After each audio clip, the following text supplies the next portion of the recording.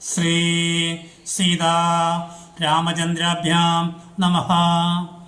അധ്യാത്മരാമായണം ഗുഹസംഗമമാണ് ഇപ്പോൾ പ്രതിപാദിക്കുന്നത്. സീതാലക്ഷ്മണ സമേതനായി രാമൻ്റെ 14 വർഷ വനവാസത്തിൻ്റെ ആദ്യ ദിവസം ഗുഹൻ എന്ന കാനരാജാവിനെ അവർ കണ്ടുമുട്ടുന്നു.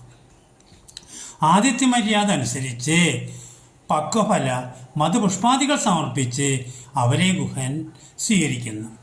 രാമൻ ഗുഹനെ മാറോട് ചേർത്ത് ദൃഢമണച്ച് ആലിംഗനം ചെയ്യുന്നു.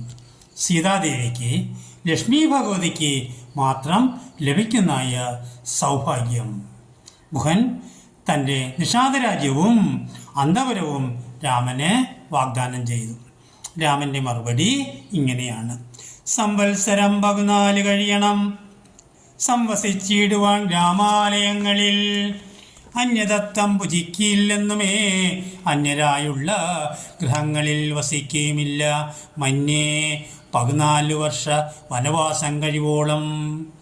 14 വർഷം താപസനായി ബ്രഹ്മചര്യവ്രതത്തോടെ വനവാസമാണ് കൈകേയി മാതാവ് രാമന് വിധിച്ചത്. സത്യലംഘനം രാമൻ ചെയ്യുകയില്ല.